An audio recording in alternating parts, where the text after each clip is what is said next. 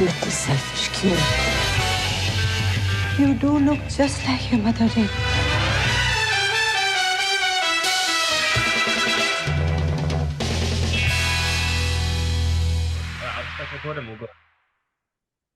Oh wow. So another fantastic filmmaker I'm joined by today, whose movie The Queen of My Dreams is premiering at London Film Festival, is of course Fawzia Mirza. Fawzia, बहुत स्वागत है आपका filmishilmy.com पर. It's wonderful to have you. Shukriya, thank you so much. Wonderful to be here. Now, The Queen of My Dreams is of course a very personal take. I believe it was based on a short film that you made as well as a theatre play that was done. Uh, I love the feel of it. It's got the nostalgia, it's got your personal story, and it's celebrating queer culture, which I think is the best thing ever. So, when a story is so personal, Fawzia, how do you find it quite challenging actually to balance the reality with the real nature of the story and the camaraderie on that stage of things? You were so right to talk about the short film and then the play and then the movie. And I'd say, the short film and the play were, so deeply personal and connected to real events in my life. And I'd say the feature is, the lead character Azra, she's queer and she's Muslim and she's Pakistani and she's from Nova Scotia, Canada, and her father died quite suddenly, in Pakistan, and she had to travel back for the burial. So there are these very similarities in identities, but also the film is inspired by collective memory and collective history and fantasy. And so to answer your question, I'd say that the film was, it was easier to tell the story because I was able to step away from the personal and embrace something that was a bit more universal. Right. I mean, obviously, there's a lot of pain involved, because obviously it not only just shows the sort of her self-discovery of her sexuality, but again, the dynamic that she shares with her mother, who I think Bucha has played excellently in the film. Um, Again, when it comes to that, because mother and daughter relationships, I've noticed from even my own life that they're a very complicated one. It's almost bittersweet. So I think for you, in your life as well, I think, when you sort of had that moments with your mother too, how do you think, what has it taught you a lot about life and that sort of mother-daughter bond, and how much did that really come handy in terms of the representation when you were advising both the actors as well?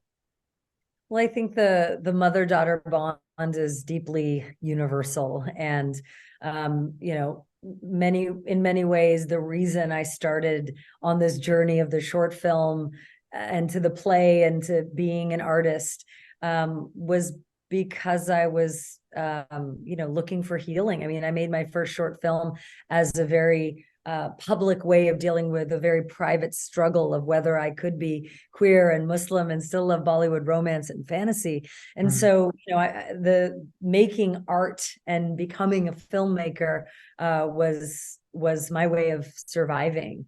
And so through making that art, I found a lot of compassion and love for self, but I also found a lot of compassion and love for my mother and mothers and mother figures and those who came before them and those who will come after us.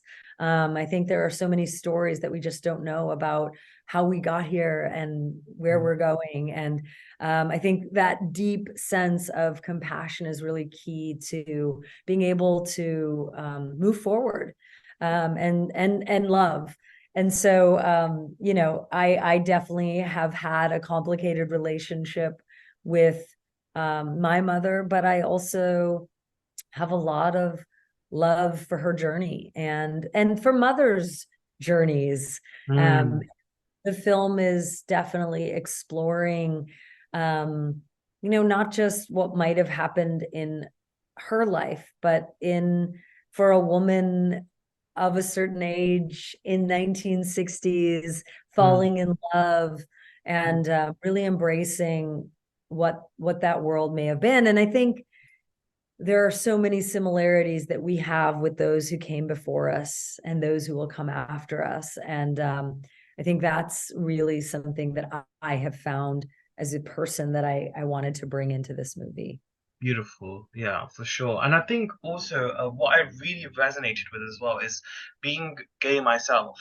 I think Hindi cinema has always been a sense of comfort for all of us, and I think that sort of love for Sharmila Tagore, that's actually in your film as well. I think was very much similar to me, like how I sort of watched a lot of Raj Kapoor films to really Mm. seek comfort. And what I really found fascinating is the way, of course, being South Asian, color is something which is very much inherent with us anyway. But again, it's that color really juxtaposes with the hardship that the character faces in your life. Would you say as well, to an extent, that you've also faced this sort of juxtaposition in your life where you have this colorful sort of escapism that's been set for you thanks to Hindi cinema, but then you're also learning to deal with the black and white nature of your own life and the difficulties?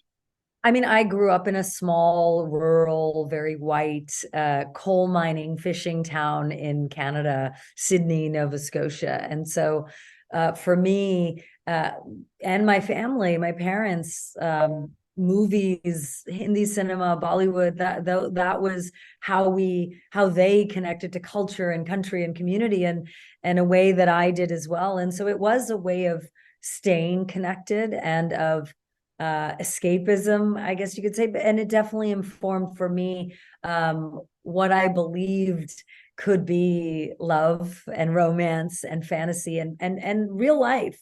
And and yes, there I definitely had that. There's lots of those trying times, the bleak times, but I think with this movie, I really wanted to capture the hope and the vibrance and center the joy and the love. I think that there are so many stories, either often made about our communities, that want to focus on the trauma and the wounds and inflict more wounds and trauma. Sure. And I just believe that how on earth are we supposed to thrive if we don't see ourselves thriving in film and movies and TV? Absolutely, that's so true. And I think, another really good example that we had recently, which released, was Polite Society, Nida Mhm. Manzoor's. Yes. Again, it's so amazing to sort of see this whole cross cultural sort of combination where even, I mean, I'm Indian, so even for me to just see that as a South Asian generally, it's so wonderful to see because again, it was colorful. It again addresses forced marriages and really rampant and thorny issues like how your film does as well. But at the same time, it celebrates the whole colorful and the pop culture that we have together. So I think it's really nice to sort of see this emergence. But do you feel like it's still quite a tough battle, especially when you are queer, and you are Muslim and you are Pakistani, which again, I'm sure a lot of fundamentalists, I'm sure, have definitely said a lot of things to you. I'm sure you've probably gone through a lot and heard a lot of things. Do you still feel, though, the battle is quite a big one? Because this is also your first feature film, too. Well, I think, having faced all the things you said, yes, I have. And I think they really prepared me to have a thick skin for Hollywood and making a movie. And, I had a whole other life. I used to be a lawyer for 3 years. So I've definitely had to reinvent and start over many times. And so, when it comes to what people may think about this film, for example, it sort of is what it is. It's the same way that people are always going to have opinions on who you are and what you do, what you make. And you just have to, for me, my way of survival has been and continues to be and will be love. You have to love who you are. You have to love what you're doing. You have to love what you're making, and you have to love where you're going. And if you don't, that's when it's a problem. Mm-hmm. But everyone's going to have an opinion. They Mm. just do. Even if you're doing all the things they want, they'll find something to have opinions about. And so, that's kind of my strategy for moving forward and making a movie and making this movie. And I think, regardless of what I make next, or, you know, the film, you know, I think that queer lens, having a queer perspective or a queer lens, you know, isn't just about having queer characters. It's about how you look at possibility and how you look at approaching making something. And so, you know, I am not just one thing. So therefore, the movie isn't just one thing, you know, it's inspired by all of these other genres that I'm inspired by. And, you know, you mentioned Polite Society. What a great film. And, you know, I got to watch it at Sundance at midnight. And, you know, it's brilliant. I mean, she's inspired by these incredible martial arts films, and she's South Asian. And why wouldn't those things be together?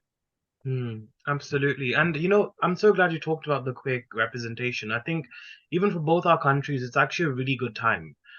Because obviously in Pakistan we had Joyland, which was a marvelous, marvelous film. Then of course we had Made in Heaven season 2 on Prime Uh-huh. Video recently, which again actually casts a trans actor in a trans role, which I think is something which has been so necessary. But I think going forward as well, how conscious will you be as well, I think, in making sure that representation is actually filled by representation and not necessarily fulfilling a void? Because there's obviously a big difference between actually representation and fulfilling a gap in the market, per se. I mean, you know, the industry is full of gatekeepers, and so I don't, and until we can pull down the gates, you know, there's probably going to be gatekeepers. But what I can say is, for me, with this film, one of the things that I think helped us make this was I had a great team of producers. It was funded in Canada, but, you know, completely entirely. And my team really supported what I wanted to do. And they weren't trying to, none of us were trying to fill a market gap. I've just been centering people of color, Muslims, and queer people as my mission since I've been making art. And so if that has now come on trend, great. But that is sort of never going to stop being the mission. And so I feel really fortunate that my team was championing me and my stories and my vision, and the fact that it's made it, you know, into the mainstream, I think maybe means the mainstream is finally seeing that we have always been here, and that we watch, we consume, we're out here, and it's time for our stories. And, you know, I love Joyland. You know, there's another great film, a Pakistani film, In Flames, of course, you know, Made in Heaven, Zoya Akhtar's, you know, what a great show that is. And there's more to be done. And you know, representation sort of is something, all we can do is tell our stories. Sure. I think the good thing is because you work in the West, I think that really does give us, especially because India and Pakistan, of course, unfortunately, they have a history and that is still to an extent continuing. But I think the good thing about the West is that it kind of, in a way, which is quite ironic because they divided us, but yet now they're the middle ground for us as well. It's so bizarre how it's all worked out. But how do you feel like you know, you would like to actually collaborate with more Hindi film actors and stuff for your next films? Because I think your passion for Bollywood was so apparent in the film. It just made me thinking it would be so great to see you collaborate one day with some more actors. I mean, have you thought about it? I mean, I love that. I think you should tell everybody. I'm happy to be hired. Yeah, I mean, you know, the first feature that I wrote starred Shabana Azmi, All right. and she played my mother. And so now we have this film. And yeah, I do have that passion. And you know, my parents were born in India pre-partition, from, you know, in Delhi and Kanpur. So, Oh, you know, wow. the subcontinent sort of to me is home. And I'd love to work in India. We have lots of friends and community all over the country and the subcontinent. And so I think for the right project, when the time is right, I think it'll be really healing, you know. So obviously you had a very successful run. Your film had a very successful run at Toronto. Obviously now at London Film Festival as well. What's next in terms of the film's future, and also what sort of a subject are you keen on exploring next for your feature or for your short? Well, I'm super excited for the screenings here at the BFI. I love London audiences, and there's just something magical about being here. Next, I'm heading to Cardiff for the Iris Prize. We're going to show the film there. And then, hopefully a long festival run, and, we'll be sharing it in the US, I'm sure, soon. And we'll be excited to announce that. And, I think I'll be with the Queen of My Dreams for a little while. But, in terms of other projects, there's a lot that's brewing. And, I'm a member of the Writers Guild of America. So we had been on strike for a long time, and so weren't able to work on or talk about that work. But I'm excited now that we're back to work, that to Mhm. get, there's some feature work and some TV work that's coming, but stay tuned. No, but you know what? I have to definitely say that I think I totally support the strike. Honestly, like I think it was very important, and I'm really glad that you all stuck together. And I'm really glad you made this film. It's truly a gem. But thank you so much, Fawzia, for joining me on Film Thank you Show for Me. It having was me. so wonderful, and a huge congratulations on such a beautiful film. Oh, thank you for you. Appreciate Thank you you. so much. No problem. All right, see you later, Fawzia. Thank you. Yeah.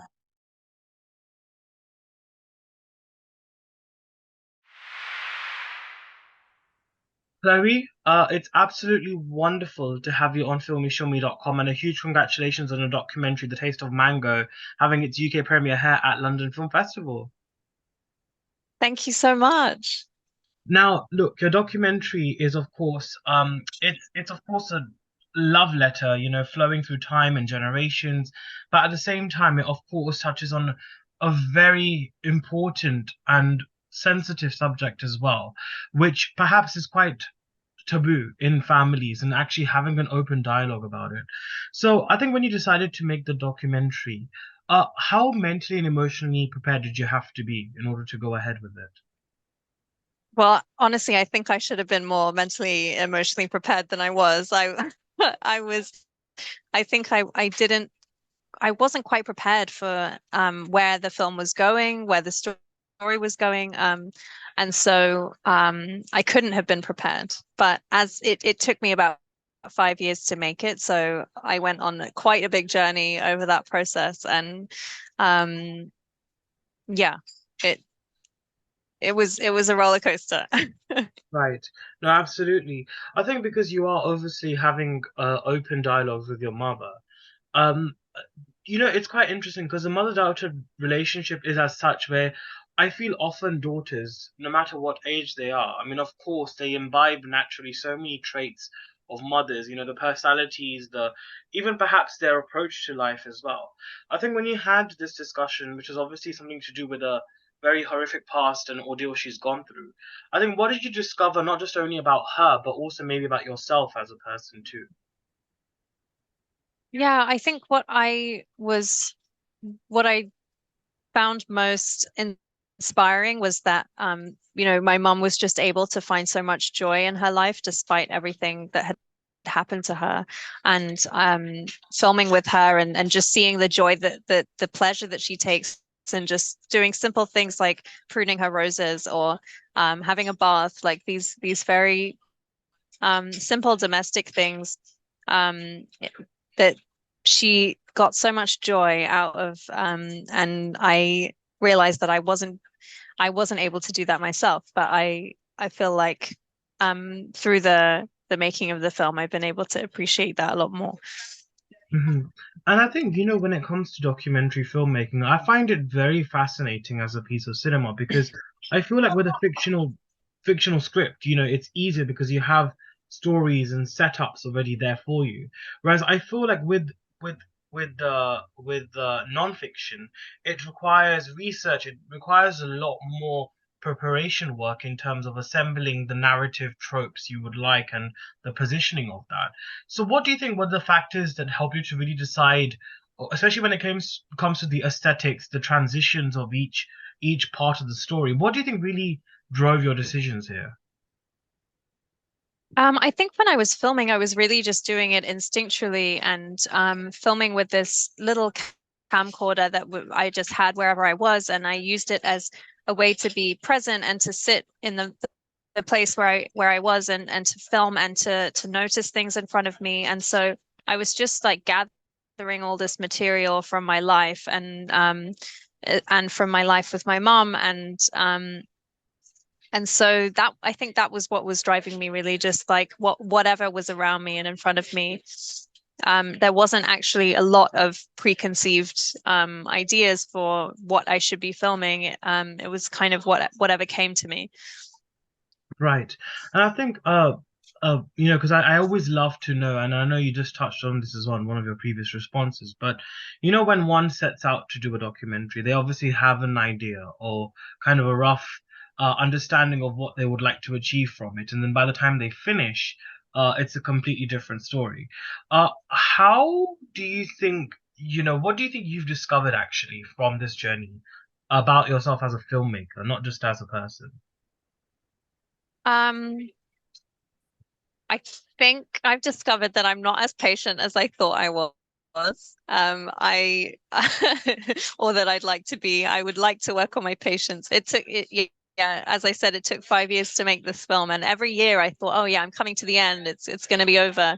But I had to push myself to be a lot more patient than was what was naturally coming.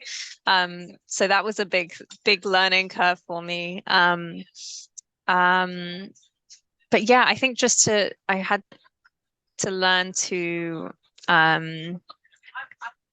expect the unexpected and to not just be set in this plan that I had, because everything changed. I could not have predicted where this film was going to end up in terms of the story, or even the way it looked, or even the festivals that it's gone to. So it's yeah. Hmm.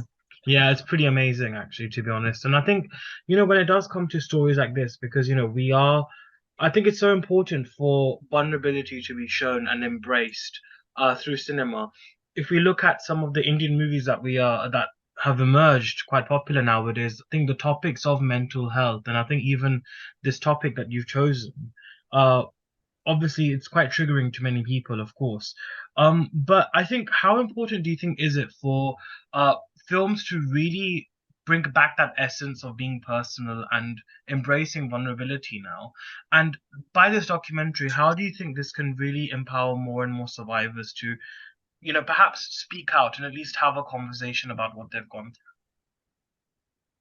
Yeah, I don't think personal filmmaking is for everyone, but I think it's really great to have more and more personal filmmakers telling these stories, because it just is something that, when you see people talking about these difficult things that have happened to them, it allows the viewer to have space to think about themselves. And I think what has been incredible, we've been sharing the film since March, and at each screening that I've had really wonderful conversations with audience members and really difficult conversations, and it just has proven to be something that's like allowing others to open up, and to not feel shame or to feel confined or closed or alone.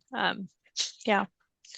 Yeah, and I think obviously it's done really well at the film festival circuit. I'm sure the screening must have been really good here at LFF as well. But what would you like to hope and achieve in terms of the future for the film? What are some of your ambitions, and how do you hope to take the film forward? Yeah, I mean, I would really love to have some screenings in India and Sri Lanka and other parts of South Asia. Nothing's lined up yet, so we would really love to make that happen. And but also to continue sharing the film. We're hoping to have a release in the UK, and just to keep sharing it. Hmm. And finally, obviously, after the taste of mango, have you decided what sort of other stories you'd like to explore and what style, fiction or non-fiction? Yeah, I've actually started working on my first fiction film. I'm at the very early stages of developing something. And I it doesn't mean I'm moving to fiction. I feel very fluid in terms of what genre I'd like to be working in, but I'm really excited to try that. And I think also it's very nice as well to see South Sri Lankan representation as well in the West now as well, emerging as well. So how hopeful are you also to kind of not be a massive change maker? I know we sort of need to wrap up soon, but how do you feel about, trying encouraging more Sri Lankan stories as well on the Western front? Yeah, I would love to see more. I mean, I really didn't have any people to lead the way. There aren't many other storytellers from the UK, for example, who are from Sri Lankan origin. There are a few, and I feel like we all know each other. So it's like, I want there to be more, and we should keep doing it. For sure, definitely. But Chloe, thank you so much for joining me on filmishimi.com. It was so wonderful to have you, and a huge congratulations on The Taste of Mango. It's a very brave and sincere piece of cinema, and you should be very proud of it. Thank you so much. Thank you so much. Bye. Bye-bye.